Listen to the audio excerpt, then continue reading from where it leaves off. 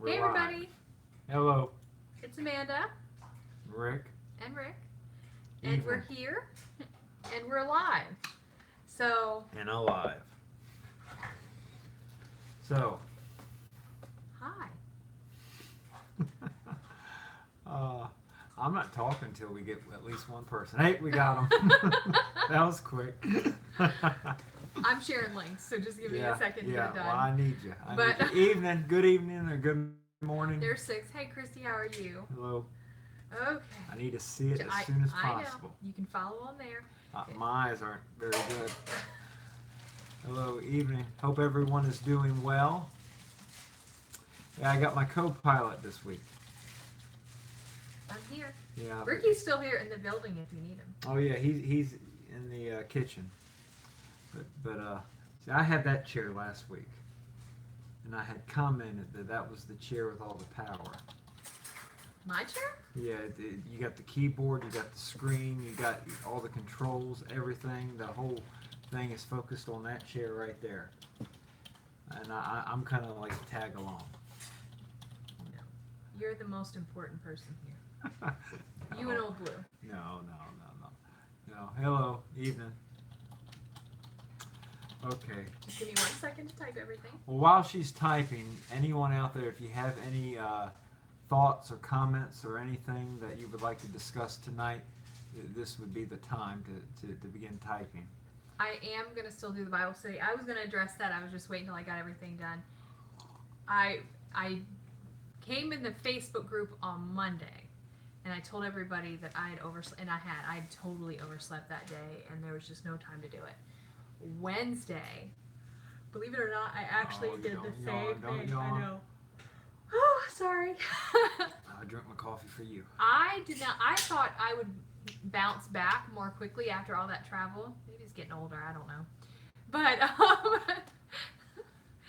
But I didn't bounce back like I thought. I have been exhausted. I think it's. I honestly, said Tuesday night. I think it's going to take me like a full week to recover. Today was the first day that I got up at a semi-reasonable time and felt sort of normal. That's good. So I'm hoping that tomorrow will be fine. But I don't know. Today, we normally plan to go live on Thursday at 7. However, today is a very special day for us. Us beautiful people. You gonna tell them what it is? It's a bit of like an anniversary. It's an anniversary. Not wedding, but No. like I guess what do we refer to as dating? Yeah, it's the 20th anniversary Yeah. of our first date. Yeah. Special moment. So we celebrated by going, well, we didn't really go, but we popped by the place where we went on our second date, which our second date was at Subway. First date was at Denny's and we weren't going there. Second date was at Subway, and really what we got, he got a sandwich. He got a meatball sub. We were on the go. We were running some errands that we might talk about in a little bit, but Yeah. And Yeah. I had my vegan meatballs, and I made myself a vegan meatball So sub we with had- the spaghetti sauce had that I have here in the house. meatball subs tonight. So, One was real and one was an imposter. so happy date anniversary. Thank you. Thank you. So that's how we celebrated our little anniversary day. So that's what we did. It was special. So we were a little late getting back home, but as soon as we and I had to eat. I was starving. Yes. So I was like, everybody will understand. We'll be there, but hopefully She's a slow eater. I wouldn't say that. Well, we're an hour late. But anyway, She counts how many times she chews. no. But there's someone in the house who does, and it's not me. Yeah, or me. Huh. I'm sorry, I'm yawning so much. Oh, you're guys. fine. We're just starting. Everyone's yawning. How many of you are yawning now because of her? I'm so sorry. She didn't yawn one time till she hit go live. I kept telling him, and the truth of the matter is, I've been sitting here at the computer waiting for probably the last 20 minutes on him. Rubbish. And so I'm like, are you ready yet? I gotta check on this. I gotta do that. I gotta check on. Okay. So I've been sitting here waiting, and I kept telling, I'm like, it's getting late. I'm getting tired. Well, once I sit down and get fastened, I'm here for the long haul. Unless I True. need coffee. Okay. So anyway, I'm just randomly talking, but hey, we're here. Dataversary, everything crazy going on, and we are here. We made it, and we're glad you guys are here. And there's the okay. All right. See, it's been so long. I was like trying to find the Facebook group to let everybody know we were here, and I still haven't pulled up the thing for I know. I'm trying to get everything done. I appreciate it. Forgive me, folks. My eyes are getting bad. I need to see it on the big screen. Okay. Here we go. We have a few comments and thoughts that have been posted in the last week or so that we were going to talk about. You appreciate? Oh, I'm glad to hear that. I'm glad. Praise the Lord for that. Okay. I just got to share the link though, so don't get excited. I know last week's live event went long with Ricky, but it really got, it was a lot of Bible, but then it got into kind of storytelling too. So I'm glad you got a blessing out of it. It's one of the, I mean, of course, it's the important commission job of the church to tell people about Christ, but it's also, on a personal level, it is something that just keeps me close to the Lord constantly.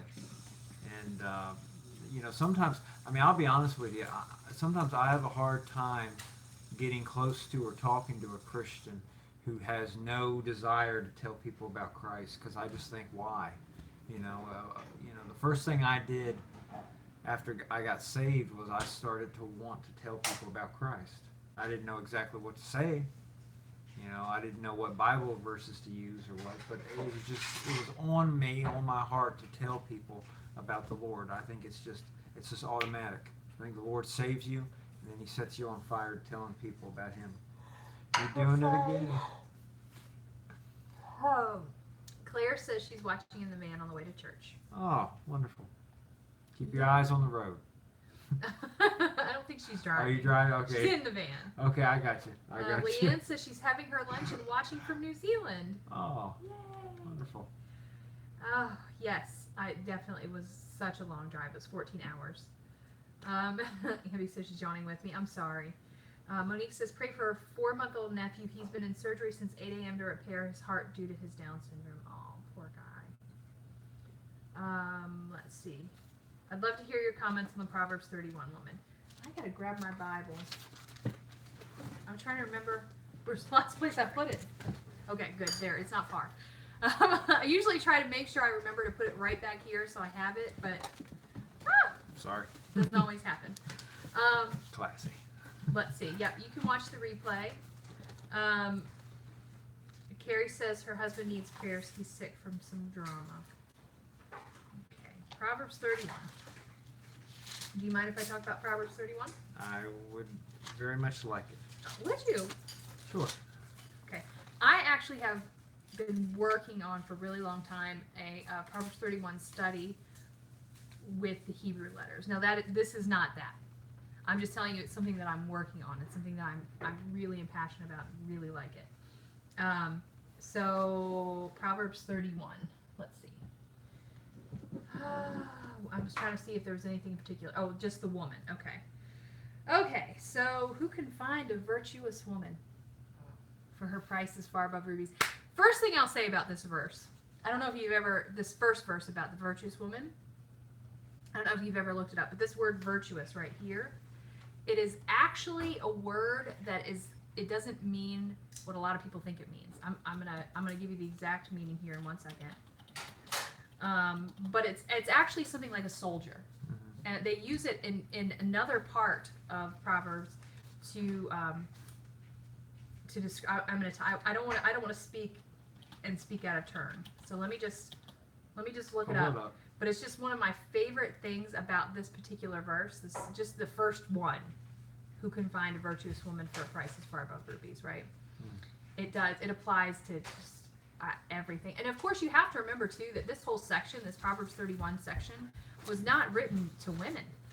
I mean, obviously the whole Bible applies to everyone. But it's the words, Proverbs 31 starts, the words of King Lemuel, it was the prophecy that his mother taught him.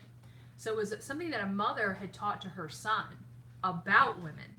It wasn't written, or it wasn't spoken or written necessarily for a woman to learn to be a woman. It was written for a man to learn about what is a good woman. What to look for. So, anyway, it's noble. A wife. It's often translated wife of noble character, right? Mm-hmm. But let me just pull it. It's so long to load. So this whole virtuous thing, I love this word. It means army. Uh-oh. It means army. Not even a single soldier. It is an army. It's a force. You know what I'm saying? And have you guys ever seen White Christmas? Like, there's this line. I don't know if you remember it. Have you seen White Christmas? Bits and pieces. Man, you should watch movies with me more often. I should. In the next 20 years, I'll watch more. General Waverly has a housekeeper, and she's always taking care of General Waverly. And he says, I do just fine on my own. You know, I am a general. And she said, it took 50,000 men to replace me. It's like, she talks to, and that's what I think of. A virtuous woman, she's a woman that it would take 50,000 men to replace her. She is an army in and of herself. Do you think that I'm a virtuous woman in that regard? Definitely an army. I'm not. Where did I get that definition from? That is from Strong's Concordance, my lovely friend. It is 2428 is the number if you want to look it up. But it's strength, efficiency, wealth, and army. And it's troops, valiant, warriors, right? Is that not amazing? I love that. I think that's an amazing thing because I was trying to think, where was that other verse that they have it in? Oh, where is it? I know it's, I had just looked at this not too long ago. So keep in mind that I did not prepare for this. This is just off the top of my head, but it's something that I looked at not too long ago.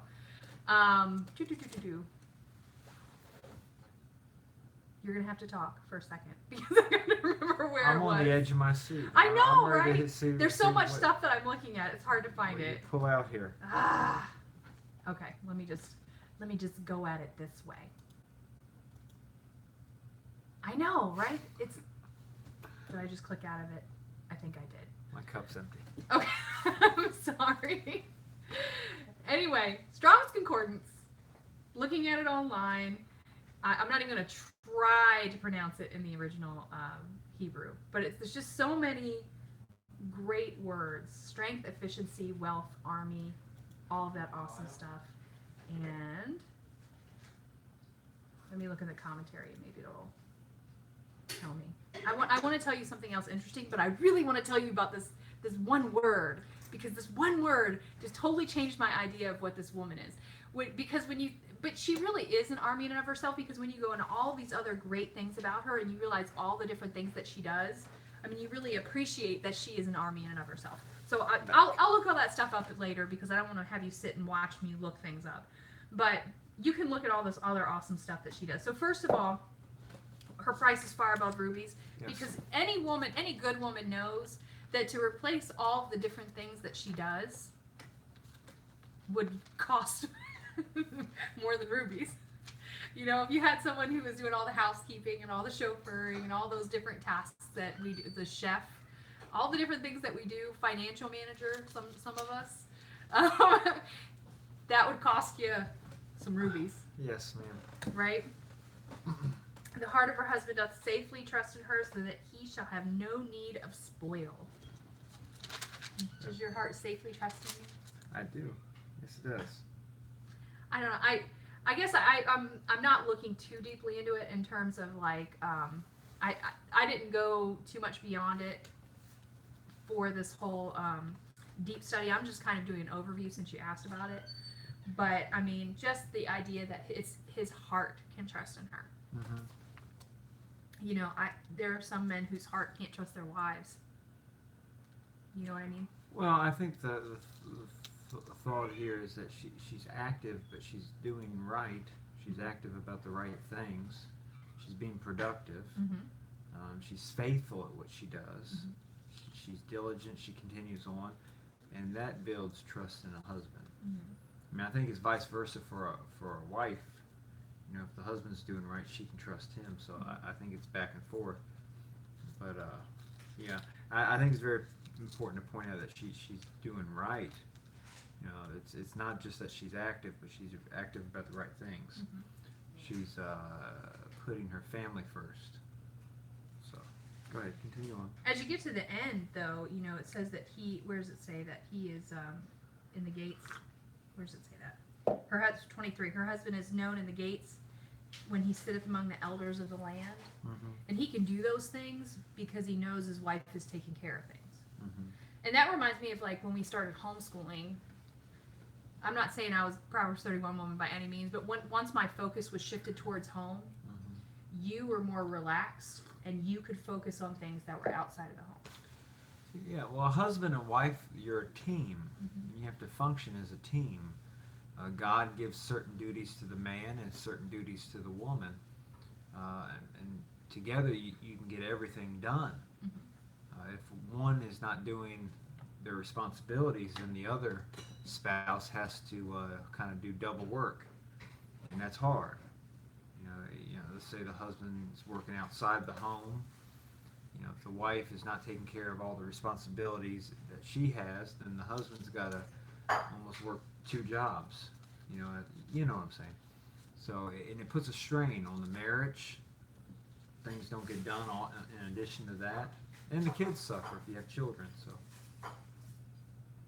Oh, I'm sorry. I thought you were still talking. No, this is. I thought that was a long thing. Okay, go You ahead. have the ball. I have the ball because we're talking about ladies. I'm just on the sideline cheering you on, giving you my little. Because I'm in the power seat. My little, yeah, it is the power seat. You know, but anyhow. I don't know. Okay. Continue on. So she'll do him good and not, just kind of what you were saying, she'll do him good and not evil all the days Mhm. of her life.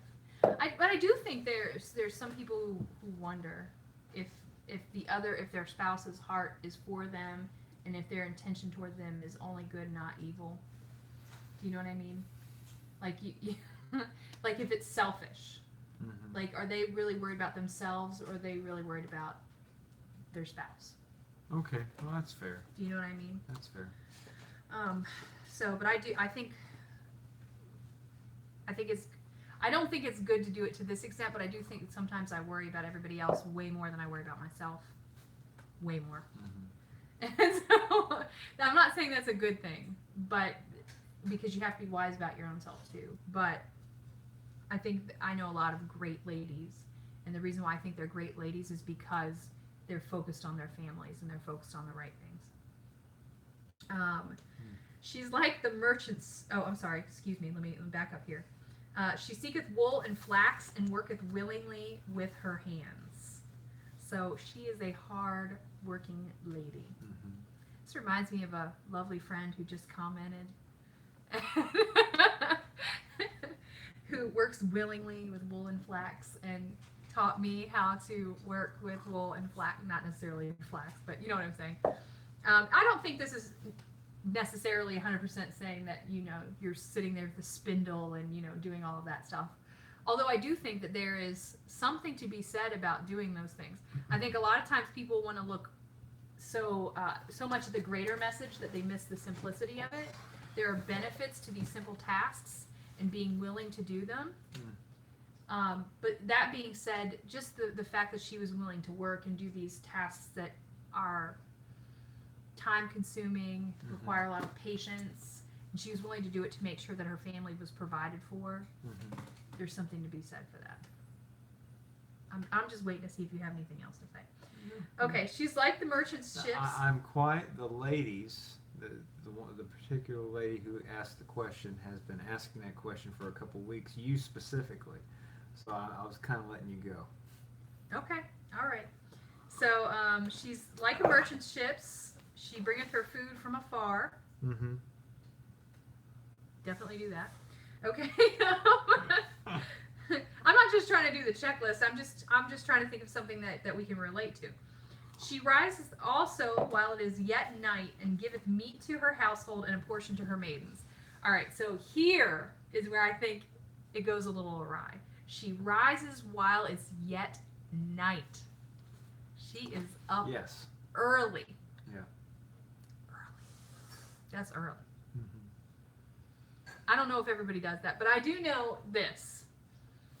It's not just, it depends on your whole sleep schedule. Like sometimes if you go to bed like 1 or 2 in the morning, you're not going to be able to get up as early. And I do think there, again, is something to be said for going to bed early and getting up early. There's something beneficial about that for the individual person Well, I think and that's in terms right. of the family. I mean, to eat the bread of sorrows, stay up late. I will say that just reading the verses, a casual comment is just that, the virtuous woman is very busy. I've already kind of said that. She's not lazy. Right. I think it is important to point that out only because many times we'll get in a discussion, maybe in church even, about the duties of it in a church. How the pastor is to be a man, the deacons are to be a man, and men. And it just goes on, and it seems like it's just a lot of talk of men. And then sometimes the ladies maybe feel left out. Sometimes they do because they're very vocal about it, where, I think when you just read these verses right here, it shows that God has a tremendous job for the women. In all honesty, this is a woman that you're describing here who pretty much goes and goes and goes and goes and goes and goes and goes. God doesn't call a lady to be lazy. In fact, she has a very important job. If she is not fulfilling her responsibility in the home will unravel. And you have one home unravel, that family is not going to be strong. And what's a church? A church is made up of many strong families. So you have a bunch of families in a church, and all of them are beginning to unravel because the wives are not doing what they're supposed to be doing for the Lord. You sound like you're lecturing the wives. Is it Mother's Day? Listen here, ladies. I'm just kidding. I was trying to give you my pep rally. Was that voice. encouragement? Was Okay. it the lecture It voice? seemed a little firm, but okay. I'm sorry. I should. I was like, am I in trouble? No. I should have smiled when I said it. You're doing a good job. Okay. Oh, but you get what I'm saying. Yes. The ladies Yes. have a very important job, and men have an important job too. Yes. But we're talking about the ladies right But now. if the ladies are not fulfilling the role that God has for them, Yeah. the men have a tough time too. It's a circle, Yes. and it all begins to unravel if they're not all working diligently. Continue on. Well, That was my pep rally. that was. I feel encouraged. Yeah. So, anyway. Next time I'll kick my foot or something. Well, no, I do think it's relevant because again, this was written or spoken to King Lemuel from his mother. His Right. mother told him this, and so I think this is a good reminder because I do think that the reminder here is to the man that this is a great woman because she's busy. Exactly. And I think sometimes a lot of us women are busy, like constantly running morning to night, always on the run, doing everything. And then the husband comes home and he sees like nothing's been done. How many times do you come in this house? Like, look around you right now. I'm not showing you guys what my house looks like right now. But you would almost think I did nothing today. I've actually been tremendously busy all day today. Oh yes, I know. But it doesn't always look like it. And I think this is just one of those reminders to the husband that sometimes things don't always look that way, but this lady is busy and you need to pay attention to the things that are going on behind the scenes. Because if she's sitting there working with her wool and her of course. flax. Of course, this world promotes flash. Yes. And sometimes a woman that's really flashy, I can't think of a nice word, but you know what I mean. I know what you're saying. A woman that attracts men's attention. Uh-huh. Sometimes a man will think, well, that's what I want. But many times, it's not what's best for you. It is for a man. I think the Lord needs to point out to us what we should be looking for. It's sad to think of how many men went after what was flashy, got married, maybe got into a church, began a Bible study, and started reading Proverbs 31 and said, well, that's not what I got. You're looking at me? You're my partner here. I'm looking at you. We're having a conversation. You're like, how many men wasn't about you. Married a flashy woman. It's our anniversary. I know. Just wondering. I'm trying to pay attention. No, it wasn't about you at all. Maybe I just got stuck in that lecture mode. Okay, let's move on. We're back and forth here. So she rises while it's yet night. She brings food to her household, and she even has a portion to her maidens. Now, I have a very good friend, who some of you know, who often points out that one of the reasons that the Proverbs 31 woman is able to do all the things that she's able to do is because she has maidens. She has maids. She has people helping her. Just to make sure that she's not alone in all of this, okay? Now, this whole maidens, it's also girls. It could be translated girls. So, you know, maybe some of those maidens are the young ladies in her household that are her daughters. Give them a break, Amanda. I want to make sure I am serving him appropriately. Speaking of I missed. daughters, she's over here. You kind of. me. I was trying to sneak. She's trying to sneak over here. But my beautiful girl has also been helping me clean and do things. Oh, Brianna has really worked hard today. She has. She cleaned Laundry, the whole kitchen. She's been dishes, doing laundry. Her room. She's getting ready for She's camp. packing for camp. She's on the ball.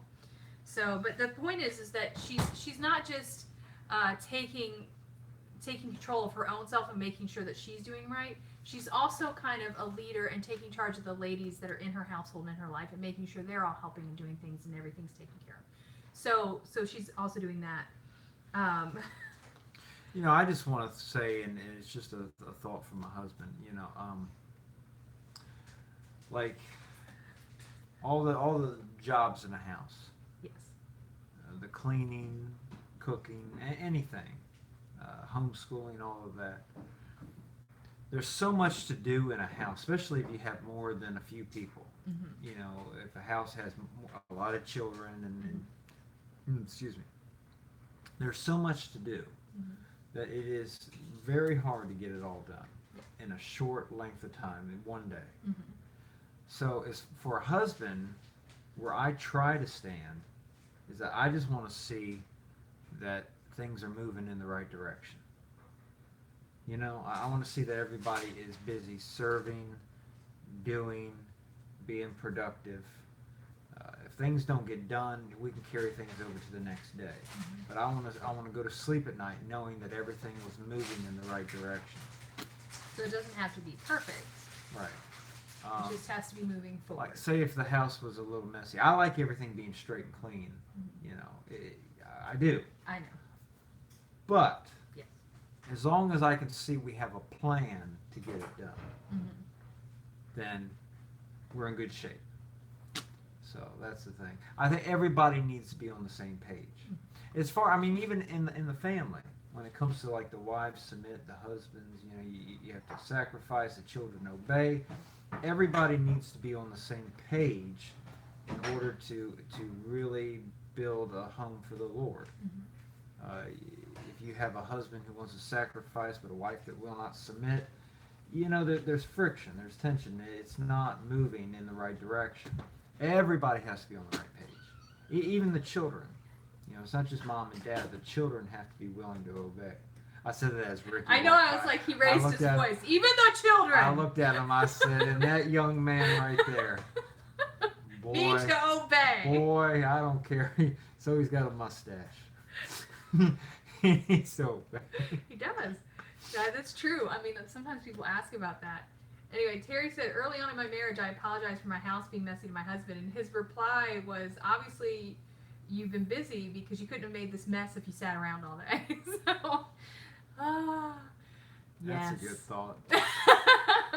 Now, and of course, I know Terry, so I know that she has several children that were in her house all at once. Yeah. So, and she keeps a lovely house, too. So I just want to say that.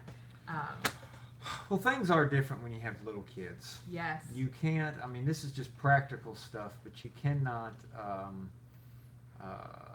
look at a home that has older kids, and then a home that has little kids, and expect them both to be, you know.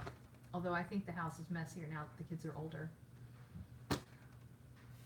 Well, that's a private issue, I Yeah, suppose. I mean, I really do. But it's just, I think the problem is that Well, I guess it when depends they were on. younger, everybody was home. I guess it depends on what is messy to you. It seems That. kind of funny. Yeah, I know. Well, there's a lot of you on that table. No offense.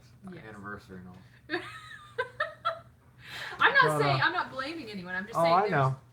there's a lot of it, and part of the problem is we're not But it's home like- centered it's like like the- we used to be. I know, but it's like everyone. I think things that seem like a mess to me are not things that seem like a mess to you, and vice versa. You know, there's dirt and dirty dirt. You know, and in all seriousness, the younger baby kid thing was I don't know, it was different. Mhm. It was different. You had baby stuff everywhere and all that kind of stuff. You know. I know. Continue on. I'm sorry. Oh, no, I got no. you off your verses. I'm sorry. Forgive me. Let's see. Okay, this is one of my favoriteest verses about this woman. She considereth the field and buyeth it, and with the fruit of her hands she planteth a vineyard. Bye, Claire. Have a good night at church. So she considers a field and she buys it. And with the fruit of her hands she planted a vineyard. So first of all, she has some financial control. Let me just put that out there. Because some people have questions about that. This woman is not without some financial control. She has some. And she's making good decisions with it. And not only is she's not just buying property for the sake of buying property. She's buying property and planting with her own hands a vineyard. She's trying to build the family's wealth. She's trying to do what she can to invest what they have and invest it wisely. She's not taking the money and going out and buying frivolous things. She is buying a field. First of all, she considered the field. Yes. She's making a wise decision. She goes and considers a field, and then she buys it, and then she plants a vineyard. The money that she wants to spend is for the sake of building the wealth of the family and not wasting it on frivolous things. I do think that's something that our culture just doesn't grasp, and I think that's one of the things people a lot of times complain about, how we handle our money online and the things that we don't spend money on versus the things that we do spend money on. You know, they're trying to like sometimes people complain about us getting kids clothes from the thrift store, and to me that's a frivolous expense. Yeah. You know, that's something that's extra. Now of course this Proverbs 31 woman, she had to, you know, go with the flax and the wool and, and do all of that, spin it and do all of those things, and that was a tremendous work in and of itself.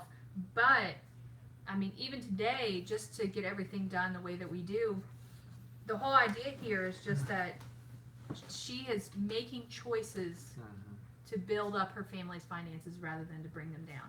And you can't go after credit cards or take big vacations, or, you know, a lot of those things that we spend money on are wasteful. Yeah, they're for pleasures and things, and I think it's important to point out that she was interested in taking care of the needs. Yes. Not- She found not the pleasure wants. in helping her family. She didn't find pleasure in escaping her reality. And I think some people think that is so bizarre, Mm-hmm. but I think that really shows where the Her United heart. States is as a whole. That if you don't obsess about pleasures and things, and go into financial ruin because of it, there's something weird about you. Yeah. You know, there's something to be said for a wise woman who wants to make sure that her family is taken care of. You know, I know you have restless nights trying to make sure everything's okay and everybody's taken care of. I mean, she went to Michigan and she was concerned about what I was going to be eating and doing and what Ricky was going to be doing, and she's worried about everything, and she was not worried like not trusting the Lord worried, but just things were on her mind. She was planning and organizing and straightening things out, and I don't know. I just think there's a lot of women and men, let's shoot the men too. No, I'm just kidding. That they're just focused on pleasure and getting to the weekend and having a good time, and they're not, and they overlook the needs. You know. And not just the immediate needs, because when she's planting a vineyard, that's not taking care of anything immediately. That is a long-term plan. That is a multi-generational plan. Right. Because You're a worried about vineyard, your she wouldn't. grandkids and your great grandchildren. And Yes, she's not necessarily going to see the fruition of that in the next 10 years or so, to the fullness of it. So this is something that she's planning out for the future. Yeah. And she is concerned about the welfare of her family generationally. So this is a long-term plan, and she's so wise with her finances. She's not thinking about this immediate moment and what she wants in this immediate moment. She's thinking about what's best for her family in the long term. It's interesting because you're thinking that, okay, this is trying to teach a young man that this is the kind of wife that you should look for. Mm-hmm. But it's also, young man, this is the kind of woman you should look for that's going to not just be a good wife, but a good grandmother, a good great-grandmother.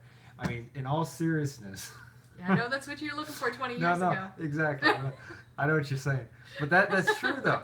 How many young men try to find a lady and say, oh, she's going to be an excellent grandmother? Yeah. It doesn't happen. But biblically, I think it would be a wise thing.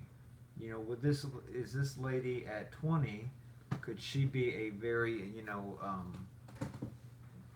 faithful grandmother to grandchildren when she's in her 60s, 70s, 80s, Would she be a mammy?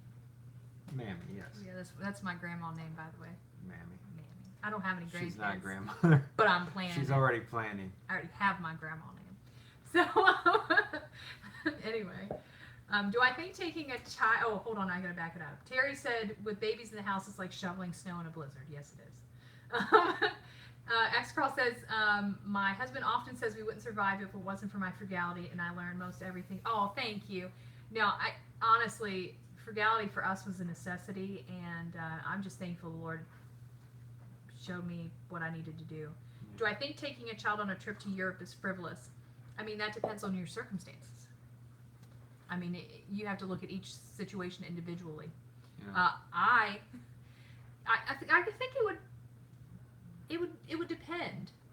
I mean, we've talked about going to Africa, and I don't think we have just the money to just go and spend on big major trips all the time. But it was for a missions work, and I think you have to balance that. Do you know what I'm saying? You have to not just think about what's good for your family for the long run, but my mind is going blank, but what's a soul worth? I know what you're saying. The missions trip is worth every penny of it. Mm-hmm. So it really just depends on the circumstances, and you have to weigh it. So I mean, consider it well. Like she considered her field. Consider the field. Consider what you're doing, and then decide if it's wise to buy it or not. So let's see. She girdeth her loins with strength and strengtheneth her arms. She is a fit lady. That is so convicting. And there are people who are here who are very fit and Well, have set a good example to me for many years. Yes. That's a good point. I won't say no. Ladies should take care of themselves just like the men. Mm-hmm. There's profit or a blessing to exercise. To being healthful. It's being a good steward of your body. Mm-hmm. And it's like if you want your car to run good for years, you have to maintain it. Keep it running good, change the fluids of this, that, and the other, and you should do the same with your body. That's also to the men. 'Cause I actually think that many times the man lets himself go worse than a lady would. The man just seems to just let things, expand. I'm not going to talk about it. I'm talking Anyway. about the fellas now. I'm just talking not about going the there. fellas. I'm so convicted on this one. I got nothing to say about it. But I see what the Bible says. You see what the Bible says. There you go. Proverbs 31 moment. She strengthens herself. Okay. She perceives that, verse 18, she perceives that her merchandise is good. Her candle goeth not out by night. So we said she gets up early when it's nighttime. She also stays up when it's night. She's not like she doesn't get to a certain time and she's like, oh, I'm done. No, she continues. And nowhere in it does it say that she complains about it. No, of course not. Because She it has a actually good says attitude. she opens her mouth with wisdom, There you go. and in her tongue is the law of kindness. My point of saying that is that there are men and women out there who serve the Lord, who do a lot of good works, Mm-hmm. you know, but it's in the wrong spirit. Mm-hmm. It's with the wrong motivation, Mm-hmm. and it's like a tinkling cymbal. It's like pots and pans in the kitchen. It just makes a lot of noise. It doesn't honor God, and it's not any eternal profit in it. Mm-hmm. It's just you know, just done in the flesh. So it is important to have a good spirit if you're going to honor God and truly help your family. Because in all seriousness, I guess a lady could get up and do all the things that she can do for her husband and all the things that she can do for her kids. But if she's constantly pointing the finger and saying, "I do all this for you," and it's not virtuous. I'm looking at you, but I'm not saying she does not. I'm trying. We're having a conversation here. I can't see your face. I can look at my wife. I'm not talking about you. Okay. Nobody believes I'm talking about you. Nobody thinks it. This is our anniversary. Verse 19 says, she laid her hands to the spindle, her hand holds the distaff. Again, working with her hands. She's busy. Busy lady. Verse 20 says, she stretches out her hand to the poor, yea, she reacheth forth her hands to the needy. So she's not solely concerned with herself. She's not solely concerned with her family. She is concerned about others as well. Even though she's busy morning to night, even though she is trying her best to make sure everyone is taken care of, she still makes time to make sure that those who are needy around her are taken care of. She does everything that she can to take care of those in need that are around her. And I definitely think that's something that's important to consider. I would certainly encourage the boys, myself as a mother, if they were looking for a young lady, someone who is concerned with others. I've often told you guys my story about when I met Rick, and one of my favorite things about him and how I knew he was a good guy was how he treated like the elderly and the disabled. It gave me a real view into his character and the kind of person that he is. You know, there are few young men that are willing to do those things. Very few. And yet he was so kind. I'm not talking about anybody else, I'm talking about you. He was so kind. And he made a big impression on me with how he treated people that we worked with at the job that we had. And it was my absolute favorite thing about him. And I think that if a young man were looking for a young lady, I definitely think that that's a characteristic that's an important one. That she needs to be that kind of lady who'd be willing to do that. So, thank you so much. So, all right. So the next one is she's not afraid of the snow for her household, for all her household are clothed with scarlet. Verse 22, she maketh herself coverings of tapestry. Her clothing is silk and purple. So everyone is she's making sure that herself and everyone else in her family are taken care of, particularly in the wintertime. They're clothed in scarlet. They have the finest thing that she can give them. She makes herself tapestry. I mean, do you know how complicated tapestry is to make? I mean, there's so much. When you consider she had to make the wool thread itself and then weave the cloth and make the complete tapestry and all have you ever seen a tapestry on a wall? Like the organization that you have to do to have every single thread in the right place and put it all together. The time and the effort that would go into that to make sure they were well dressed. And I've said this before too. One of the best Christian ladies I ever knew, her name was Brenda. Her husband's name was Rick. Not my Rick. Brenda and Rick. And she had a ladies meeting one time, and she was talking about making sure that when you went out in public that you represented both the Lord, your church, your husband, yourself, all those people, because it's not just about you, but making sure that when you go out that you remember that you represent all these other people and the Lord, and that you don't want to make them look like they're not taking care of you. You don't want to make the Lord look like he's made you a pauper. You don't want to make your husband look like he doesn't take care of you. You need to take care of yourself and look well when you go out. And it doesn't mean that you have to be, full makeup and everything every day, but we do need to make sure we look nice and clean and decent. And so this woman in particular put in that extra effort to make sure that her household was entirely taken care of, and they represented themselves and the Lord, most importantly, well. So her husband is known in the gates when he sitteth among the elders of the land. So her husband, first of all, we already talked about how he is free to take care of all the things that he needs to take care of because she is taking care of the things that she needs to take care of, right? But I think there's also an element to this that when you have when your wife is not a respectable lady, people know that. When your wife is a respectable lady, people know that. Right. And so how you act, how you are, is going to be a reflection on your husband, whether you want it to be or not. And people will think what they will about him. You know, he's going to be known. Will he be known well? Will he be able to sit among the elders? Will people respect him based on you? It goes into that whole you're a team thing. Yep. And you're one flesh. Mm-hmm. And although the man does have different responsibilities of leadership, because you are one flesh in marriage, the things the wife does reflect on the man, and vice versa. Mm-hmm.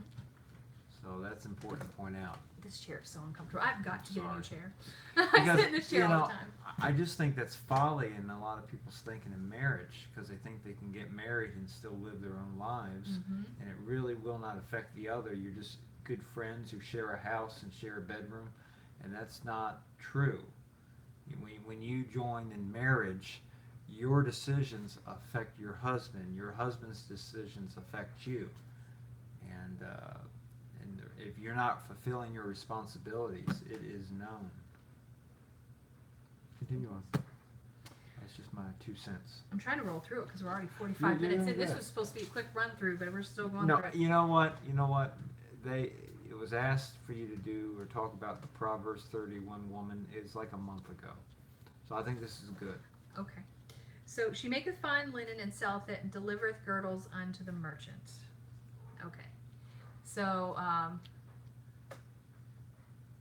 I do, Connie. Connie says, do I remember when she first came to the Bible study in Maryland? I do. Connie is my very good friend, and I had a Bible study in Maryland. It was actually a wives submission class. Good class. Which was, I did not want to start this, by the way. It was just came about It should be in a roundabout way. It should be an annual thing.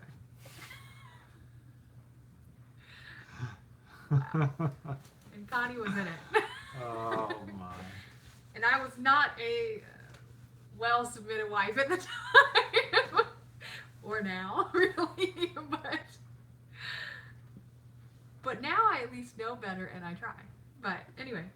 So yeah, I remember when Connie first came.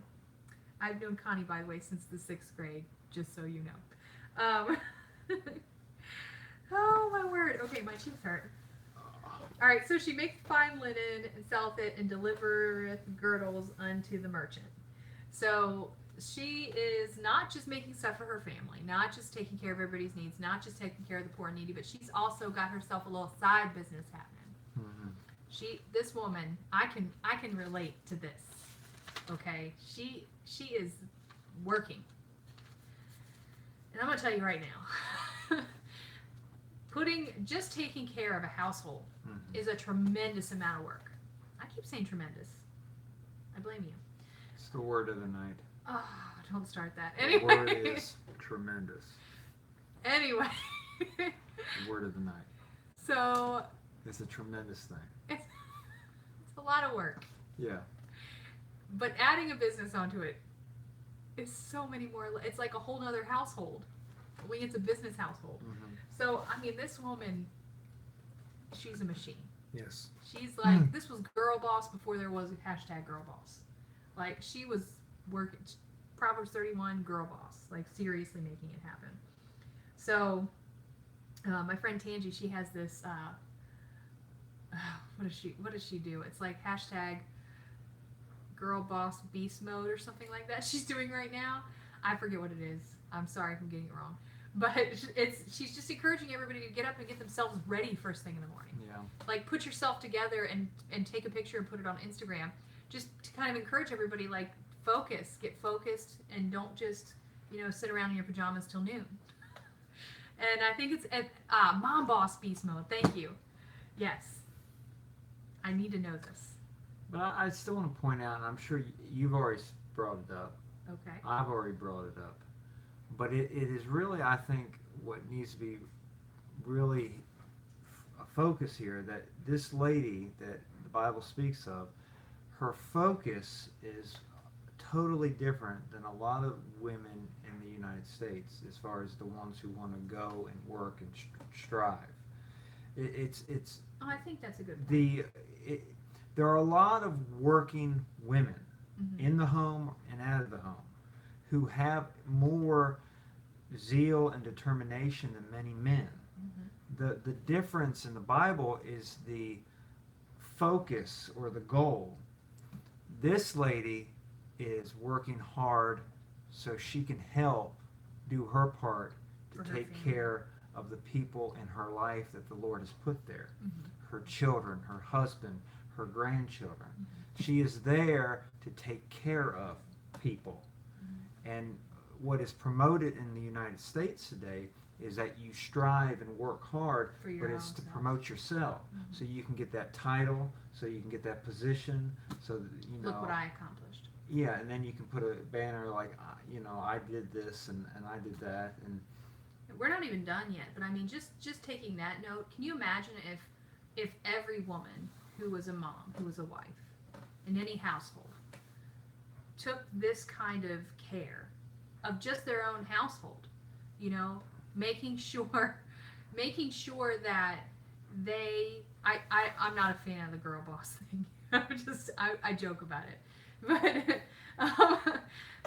I just don't even know making what it sure is. just making sure that they are taking care of not just their own family's needs, but also the needy, also taking care of people by making sure they're selling things that are providing need. I mean, if every woman did that, can you imagine the state of our country, how it would be so very different? Because I think a lot of children are struggling because their moms are absent.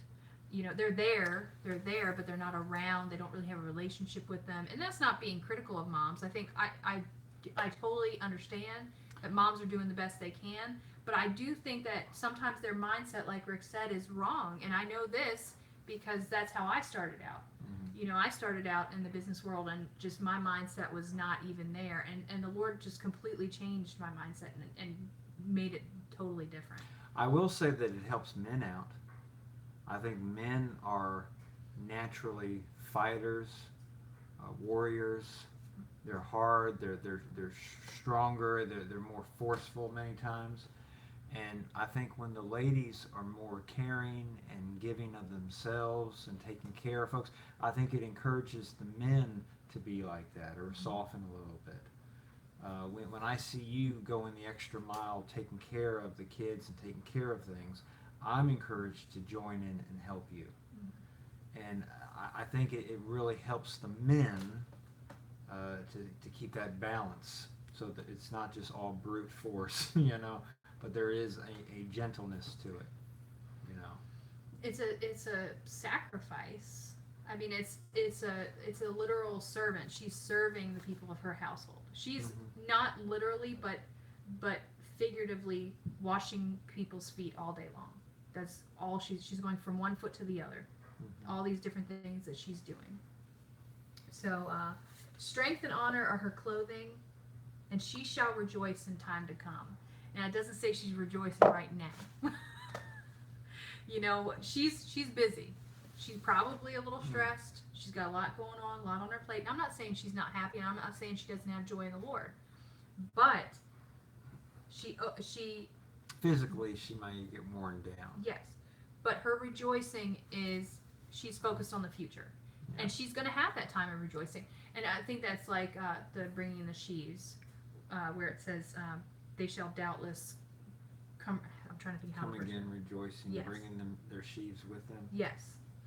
So, yeah, no, I totally understand that, Cynthia. And that's why I'm saying this is not a criticism to women who work. Not at all. So don't take it that way. No. Like Rick, I was just saying, it depends on the mindset. Right. It's a mindset change, not a physical change. That is the point that I was making. It's if you're a single mom, you've got to work Oh and yeah, take care of. you've got a task. That's what you should be doing. Yes. You know, you need to take care of your kids and Absolutely. your family and your household. The point that I was making is biblically, it's the mindset that you're not working to achieve something for you. Yeah, because that's pride. Mm-hmm. That's I want to be this. I want to achieve this. Just to Yeah, say I'm that. not giving up my life, so You I'm going to know. put my kids in daycare and put them in this school, and they'll be okay. And then you while wear, I go off and do you what wear I want to do. and then you just wear it like a badge of pride or something. But to go the extra mile to work hard and take care of your family, that's I think the point of this entire discussion. It's the mindset. It's where your heart is at. You know. Marie says it can make us feel like a failure if we think we can't do it all like she does. It helped me to think that it's speaking in stages in her life. I didn't, and I don't necessarily see that here. It's just talking about this woman. Now, obviously, this woman is already at a certain place in her life. Mm-hmm. I'm assuming she is not a new mom. You know what I mean? She's got some things under control, and that's not something that happens immediately. Like, No. you In don't fact, get married and have it all together. In the New Testament, it tells the older ladies to teach the younger ladies how to love their husbands, how to take care of things, how to be pretty much the Proverbs 31 woman. Mm-hmm. I do think this is a woman who has matured and grown in the Lord, Yes. and she has, failed at times, but she didn't stay down. She picked up She kept and going. kept going. This is a woman who's diligent, who's learned, Mm-hmm. and the Lord, honored her by, Sharing her experience. So the next one says, let's see, it says strength and honor her clothing. So she's strong physically, she's strong mentally, she's honorable, she's worked so hard, and she's going to have Spiritually. rejoicing. Yes. And then it says she opens her mouth with wisdom, and in her tongue is the law of kindness. Whoo, that's a tough one. I mean, honestly, sometimes when you're busy, thank you, Connie, for saying that. Don't feel like a failure. Everyone has to start somewhere. Strive to make every day better than the last. You are so right. I'm a really positive person naturally. The Lord just made me that way. You are. More so than I've ever been. I don't personally ever deal with the idea of being a failure per se.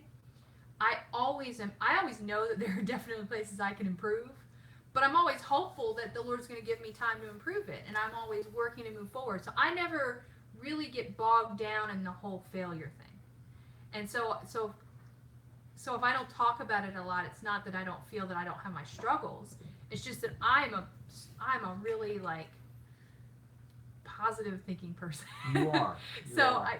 It's an encouragement to me. I don't feel like the failure when I look at that. When I look at this, I feel so encouraged. I'm like, they are doing it. It's like when I see Shakima saving on coupons, I'm like, Shakima's saving money on coupons. I need to check out this coupon thing. Exactly. Like I get excited about it.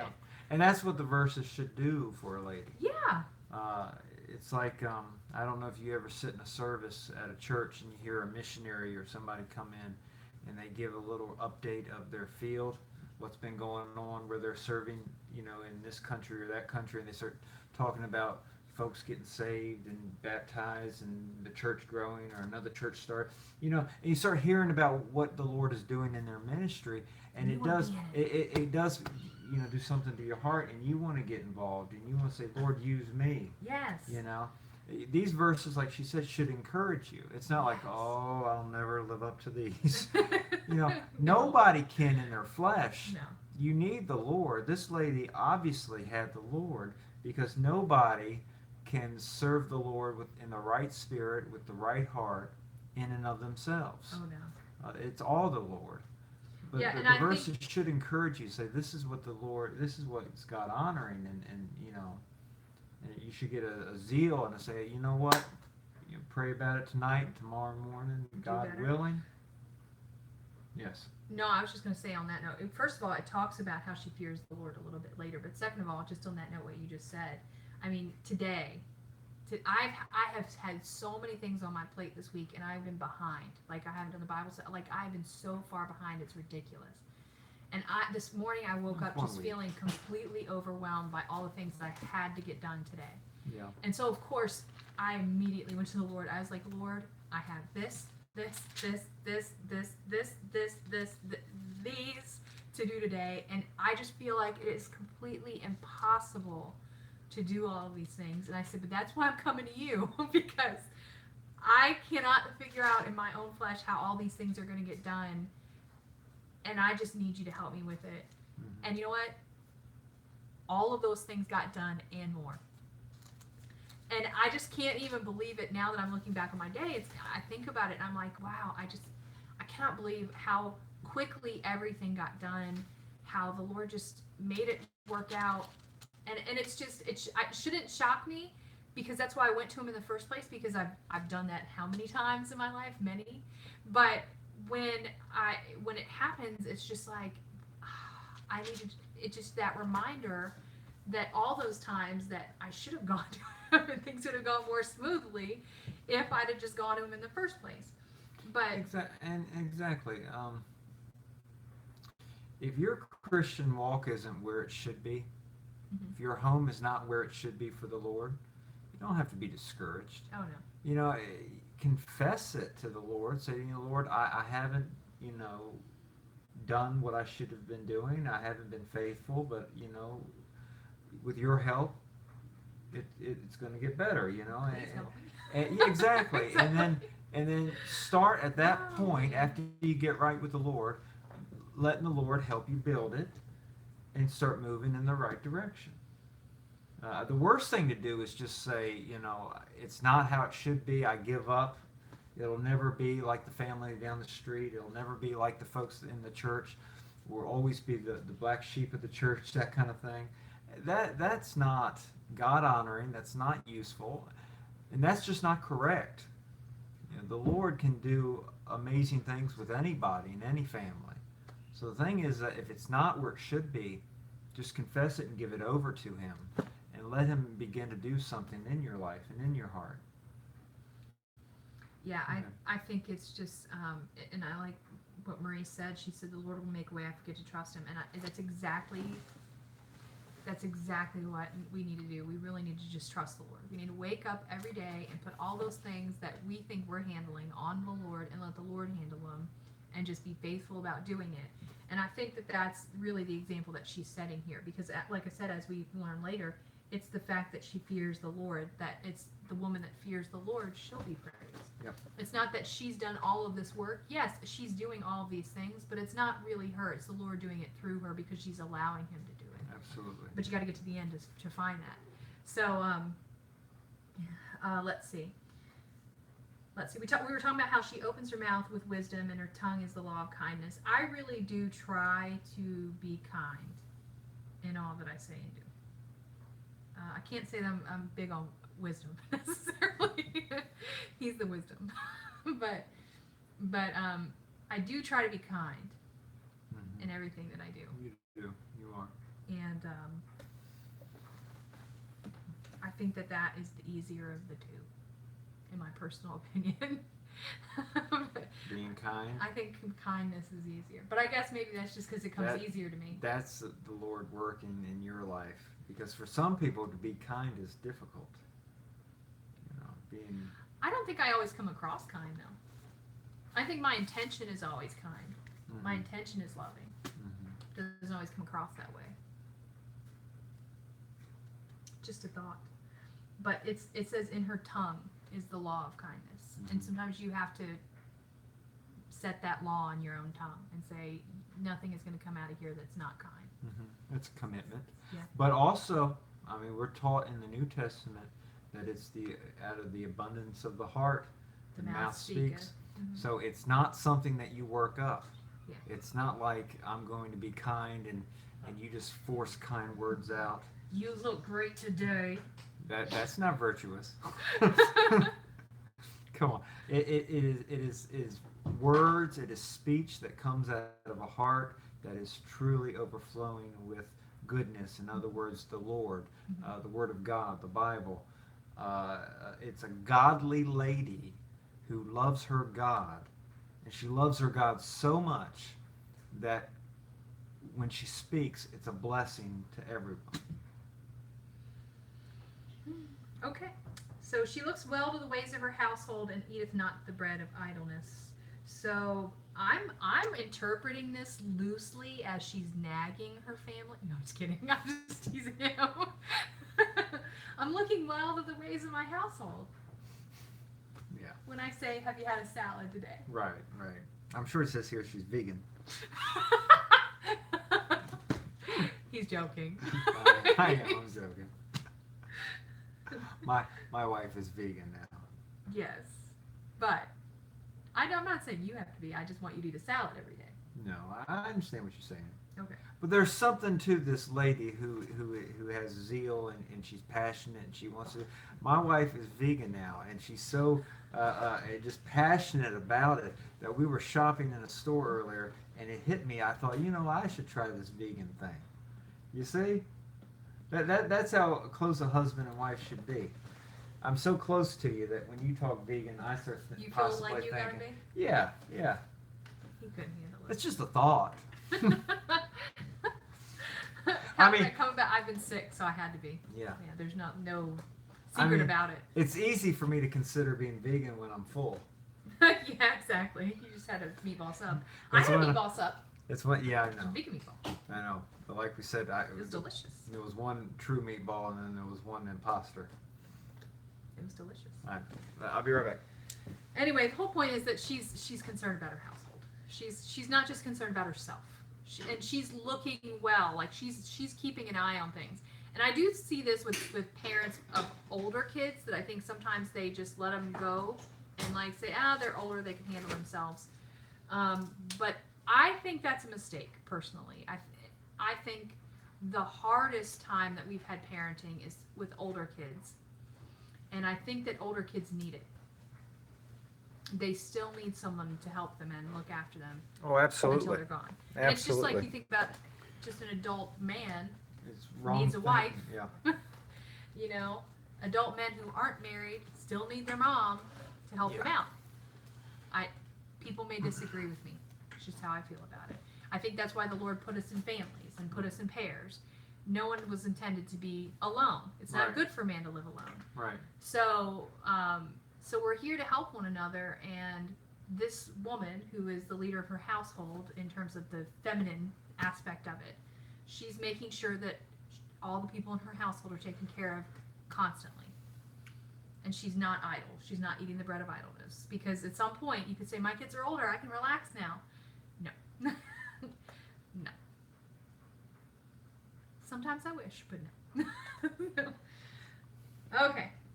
Her children rise up and call her blessed. I want to ask them if they're going to rise up and call me blessed right now. Can you call him in here? No. Her husband also. Continue on, bless it. And he prays with her.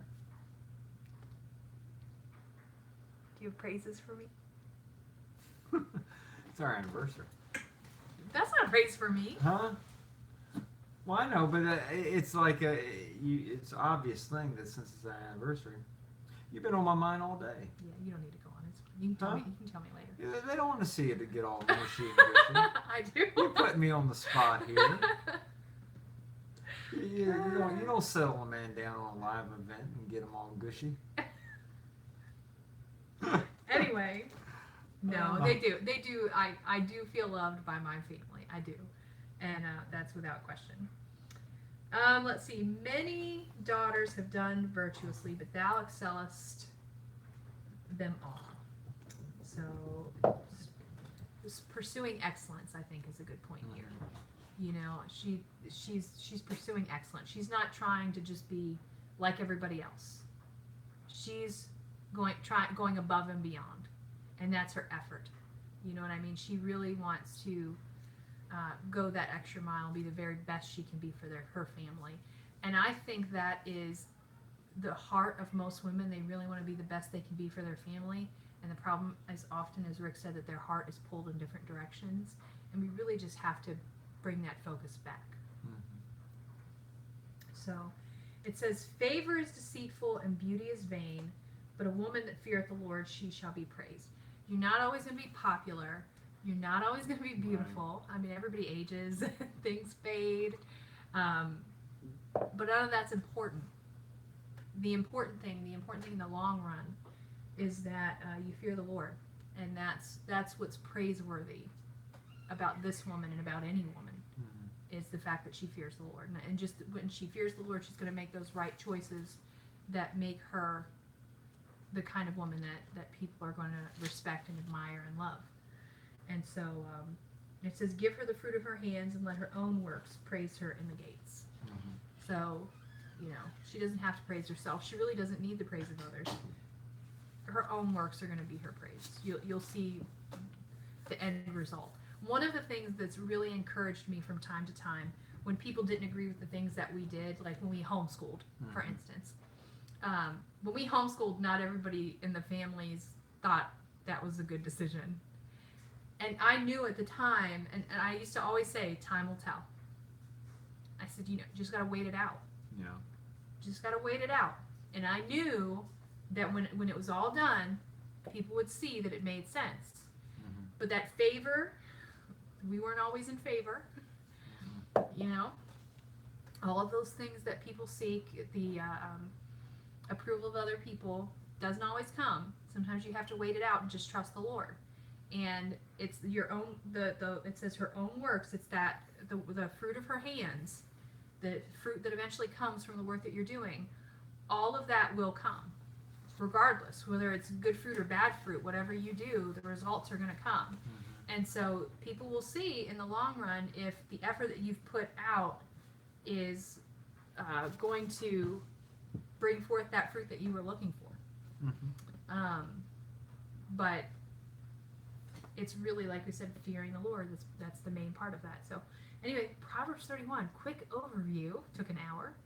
I'm glad you got the opportunity to go through it, because like I've said twice now, it's been something that's been asked for a couple weeks now, but every week we've been talking about other things. Man, that's and I know it was something that was specifically asked of you to talk about. Yeah, that's a quick overview. I mean, there's so much depth in that. That's why you see so many books written on that. Oh, sure. So many Bible studies written on that. I mean, there's just so much depth in that if you really want to be that kind of virtuous woman, the woman who excels above them all, the woman who's worth more than rubies, there's a lot of time and energy that goes into that. It's not, like I said, it's not something that just happens like that. Right. You aren't born that way. It comes from fearing the Lord. It comes from trusting Him. It comes from, waking up early and going to bed late. Just focus on the Lord and focus on what He would have you to do. But the time comes where you see the fruit of that. And I think it's such a topic that's sought after, because people really have very the world in general has a very confused idea of what a woman should be, like in the home, in society. And I think Satan, he's behind all that. He's confused the issue of what a woman's role should be. And it's funny, it's really a small passage, but there's a lot there. And they want to bend definitions, the world does, and say women, first of all, they want to say that the Bible doesn't allow for women to be certain things and doesn't give her freedom. And I see tons of freedom in that. Yeah. She's running the household, she's, doing the business, she's buying property, she's got people working for her in the household, she's deciding what everyone wears, she's deciding what everyone eats. Like, she's really got a lot of control within the household. And it's not that she's serving by choice. Yeah. I think a lot of women can relate to that. But it's funny that a lot of, I'm sorry. No, go ahead. A lot of people who are not believers, maybe anti-Bible folks, often will criticize women, not women, but God's role for a woman. And like almost putting women down and thinking God puts women down. But that is not, if you really look at the verses that we looked at tonight that she went over, there was a preacher who said one time that woman's best friend is really Christianity. Mhm. You know, you look at all the other nations of the world today with all the other religions and things. In a lot of places in the world, women have no freedom, and they're treated like property. But the Lord is not, doesn't teach that at all. In fact, the woman has work to do, and it's not that she's property. In fact, she has a place of honor Mhm. because she has her heart right, because she serves with love. Mhm. The Lord honors her. You know, her children call her blessed, and her husband, you know, gives her praises. Why? Because the Lord blesses. You know, it's not natural to praise anyone. Mhm. If someone has genuine praise for something or someone, it's because the Lord has worked. Even And, if even the idea of submitting, you know, it's not that he forces her to do anything. That was never what God said. He doesn't have to force her to do anything. The idea is that she decides for herself to follow. Do you know what I mean? So all of that stuff is just different than how the world views the woman's role in the family. Yeah, because people often jump up and down and say, I don't think the woman should submit, and they throw a fit about that. Well, God does say to do that, you know. But he also tells But- people but- to submit one to another. Yeah, and the husband is the sacrifice. Mhm. You know, in all honesty, if you're sacrificing as the man, I mean, to me that's in some ways harder than the idea of submission. To me, I don't know. That Mom Life says, how do we handle disagreements, kids, the house? Do we compromise as a married couple, or does he always have the ultimate say? Well, again, this is the Us whole personally? role. Yeah, this is the whole role that he was just talking about. I have the ultimate say. He does. He really does. But Yeah. but here's the deal. We both know the Bible well enough to know each other's role. And he knows that his role is to sacrifice. Yes. Exactly. And he takes it very seriously. And I appreciate that I'm married to a godly man. So when, in this, I'm just going to speak because I know what you do. Whenever possible, whenever he can, Rick always, I can't think of a time that he has not, always defers to what we want. When there are circumstances that he feels cannot go that direction, when there's something that we want or something that people are interested in doing and he knows it's not a good thing, then he will say no. The thing about Rick is that he says no so rarely that when he does actually say no, we actually listen, because we know that he normally will just let us have whatever we want. You know, as long as it's not going to hurt anything, he'll let it go. But when he says no, he's not confrontational. He's not going to get in anybody's face, you know.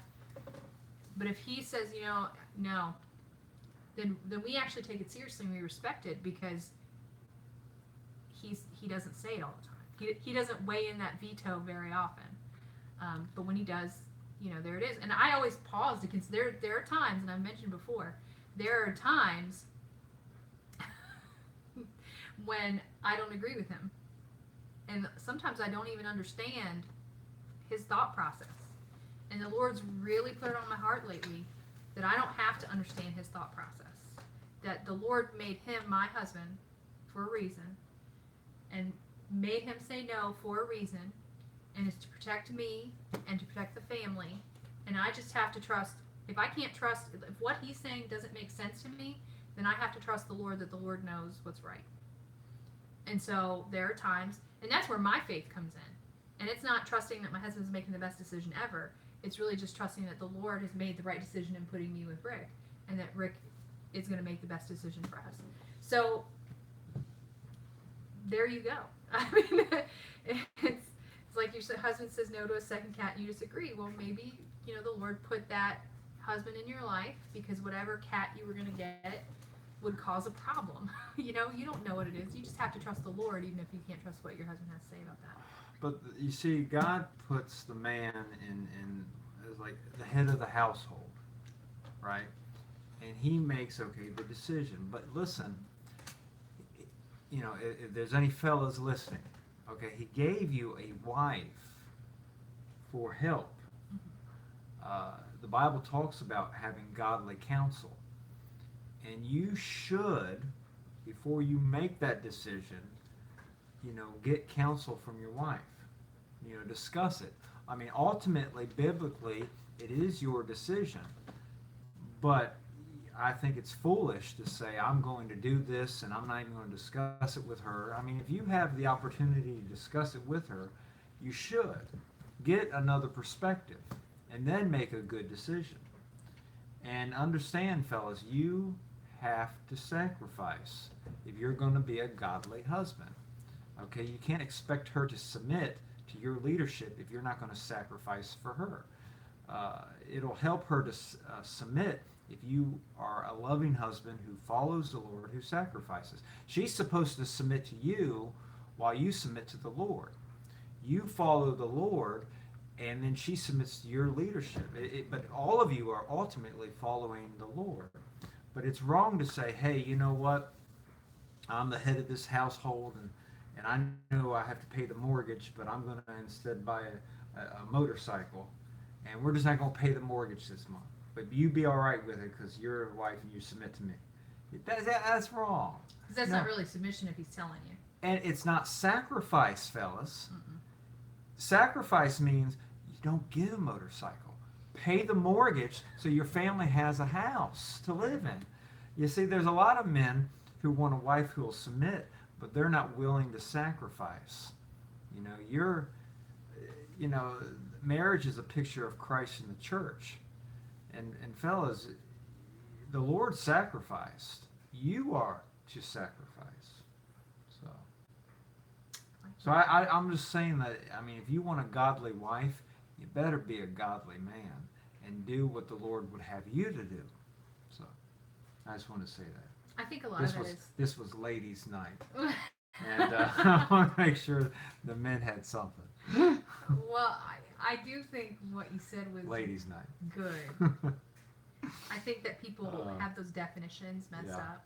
Like the guy sees that the wife has to submit to him, and what he thinks is that he has to lord his authority over her. And he can make bad decision after bad decision after bad, and it's okay. She has to submit. Yeah. Now, ultimately, biblically, I think a godly wife who loves the Lord will submit, even if her husband's buys a making motorcycle. terrible decisions, because it's between her and the Lord. Uh-huh. I know my husband's making terrible decisions, but I'm submitting to the Lord, so I'm going to submit to him.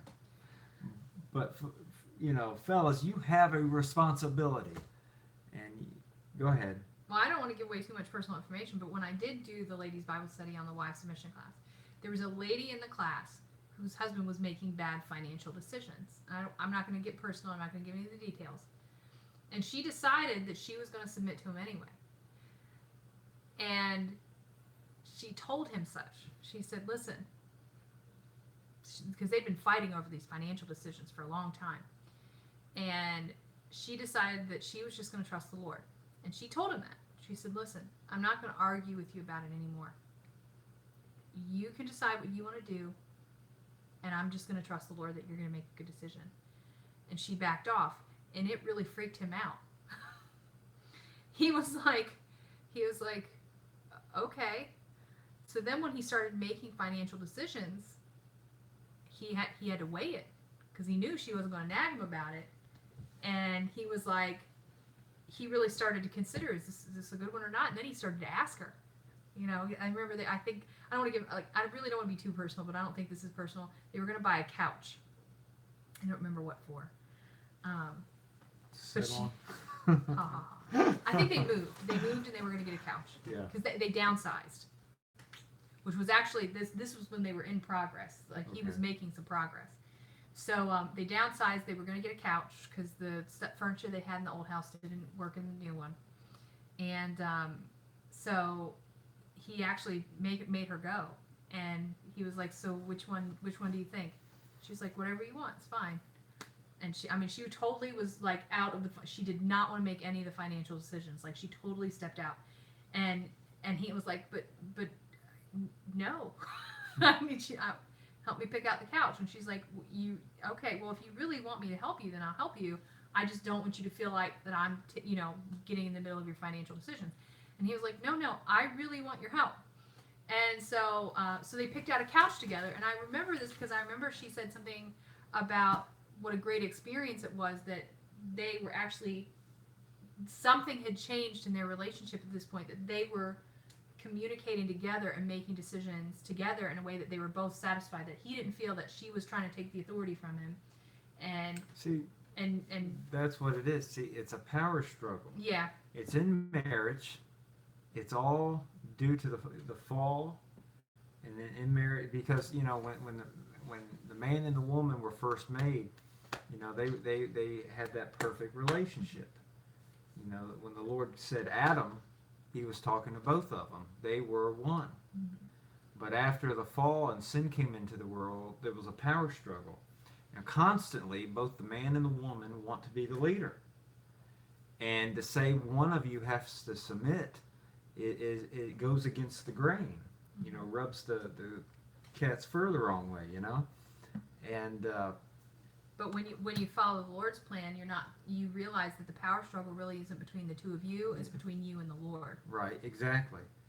But I'll tell you, speaking for a husband, even if you're having a prideful day, even if you are fighting hard to be the leader of the house, and you are fighting it, I'm the leader of this house, to see a lady, a wife who reacts in a godly way, meek, gentle, Meek loving, is not weak, by the way. no, loving the Lord, and just submissive to the Lord ultimately, it gets the husband's attention.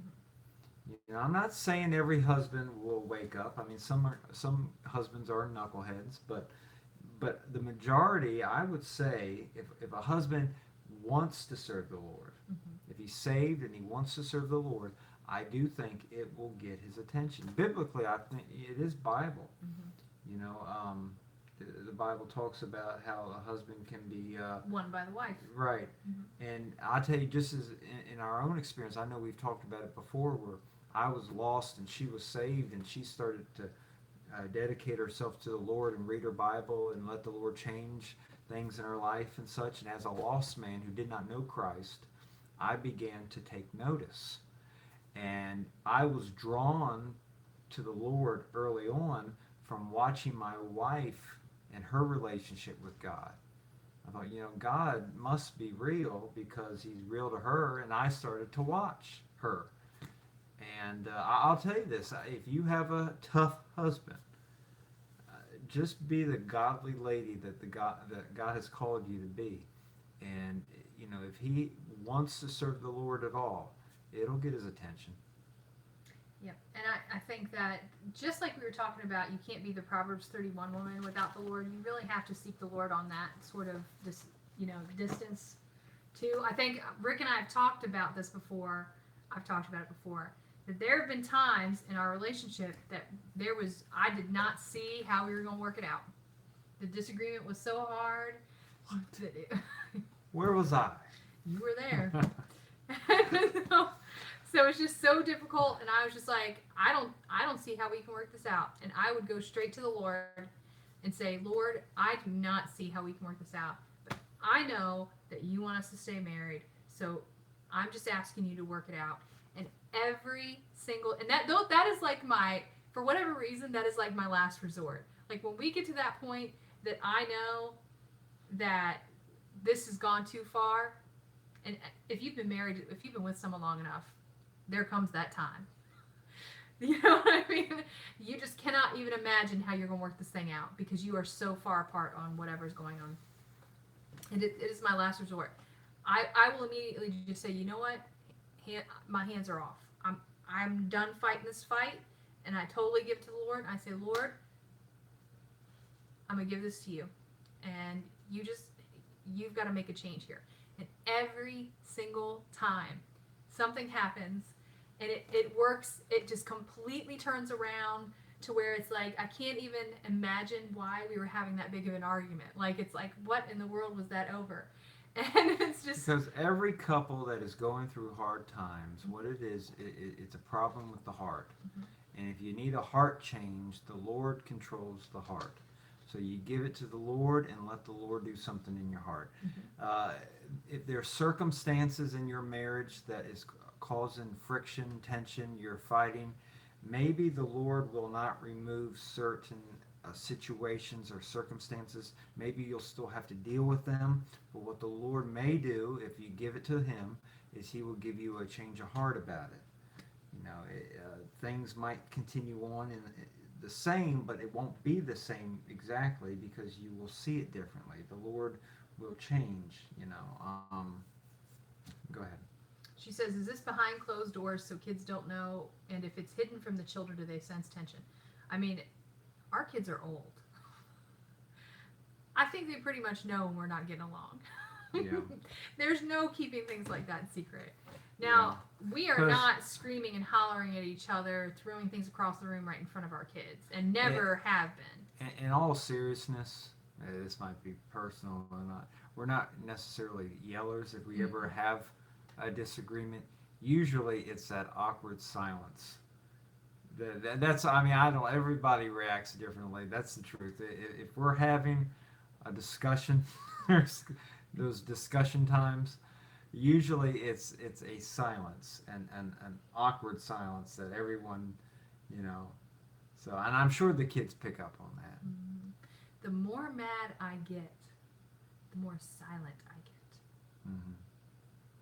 Not him so much, but I get silent, and so and he does for a minute, but then when you get to the point that we break our silence, like if the fury goes beyond the silence, then there's probably going to be some harsh words spoken, but we're still not yellers.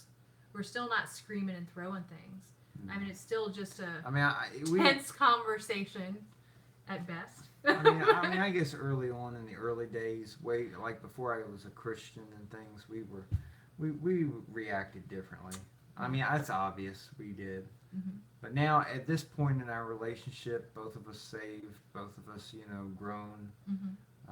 You're 40. Thanks for pointing that out. By the way, 40, a beautiful 40. Rick's birthday is coming up. If anybody wants to send him a birthday card, just throwing that out there. You're fine. You can just give me a Send shout us a out. PO box. But yeah. July 8th. Just so y'all know. What are we talking about? Your birthday. Yeah, I know. You brought up I was 40, so A beautiful we might have to have a 40, discussion 40. about that later. One of those awkward silences. Oh my, that's funny. Yep, it was a long time ago. But the thing is that if you have one of those tension times with the, you know, don't let that continue on, because that root of bitterness can really hurt a marriage if you let it fester. Because I have a bad habit of that. I do. I have a bad habit of that. I think sometimes, and she'll tell you, and this is just my own thing, sometimes if something bothers me, I won't tell her immediately so we can work it out. I will dwell on it, which is wrong. I will chew on it, which is wrong. I will let it, I just won't let it go. Oh, I know. Until that moment when no one is ready for it. And then it all comes out. It's foolish. It's foolish. Take care of things immediately. Take care of things immediately. Keep your relationship with the Lord, without any kind of sin or anything. The idea of confessing to the Lord constantly, keeping your relationship with Him right, and keep your relationship with your spouse right.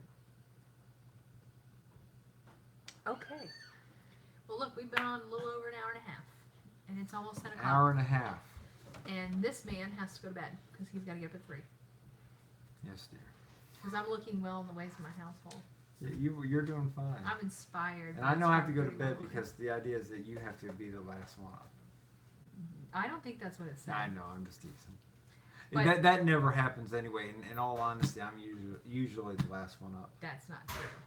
Well, at the moment now, I'm getting up at 3. That it's not working That's out. not true. But years past, I would be the last one up. In an ideal situation, I like to be the last one up and the first one up. He has to be at work at 4, Jen. 4 means I'm getting up at 3, So, which is good if I go to bed on time. But you know, the other morning, so if he goes to bed at 10, he's only going to get 5 hours of sleep. the other morning, But he's going to keep talking. I went to bed at 1 a.m. and got up at 3 a.m. And at 1 a.m., it did not feel like a bad decision. Mm. But at 3 a.m., I was mad at myself. What did you do, Richard? 2 hours. They're saying good night. I see that. Yes. Thank you all for caring. Yes. He's off at 1. Yeah. Okay, guys. Yeah. We are going to head to bed. All right. So you covered Proverbs 31. I did. There's a handful of things that people brought up that we did not talk about tonight. God willing, we'll talk about it hopefully next week. Yep, we'll see how that goes. Between now and then, if there's something that you would like to see discussed, please comment on this video or some other video or social media, because we're trying to keep a list going of things to talk about on these Q&As. So that's it. Okay. Well, we will see you guys. I'll see you guys, Lord willing, in the morning. Hopefully, we'll have Bible study on time tomorrow. And that's that. So, you ready? You gonna pray? All right. Let's pray. Lord, thank you for tonight. And Lord, I thank you for your word. Thank you for the Bible. And I thank you also for the relationship that we have with you because of our Lord Jesus Christ. I thank you for families. I thank you for the church family. And I just pray that we would be the Christians that you've called us to be, the family members that you've called us to be. I pray that you would bless marriages and bless people in their walk with you. And Lord, like was mentioned tonight, I pray for this young person, a nephew who's having a surgery, a heart surgery. I pray that you would be with them in a very special way, and pray that you would touch their bodies and help to give the doctors the ability to do what they need to do. And we trust you. And I pray for this husband who was also mentioned tonight. I pray that you would help bless him with his physical needs and spiritual needs. I pray that you would stick to him very close and help him to focus on you and to know you in a real way. Lord, we just thank you for all that you do. Thank you for being my Lord and Savior. And if there's someone who was listening tonight who's not yet a Christian, I pray that while they have an opportunity, they would repent of their sins and trust you as their Lord and Savior and be born again into the family of God. Thank you, Lord, for all that you do. In Christ's name, amen. All right. You guys have a good night. We'll see you next time. Bye. Have a good night. Bye. See you.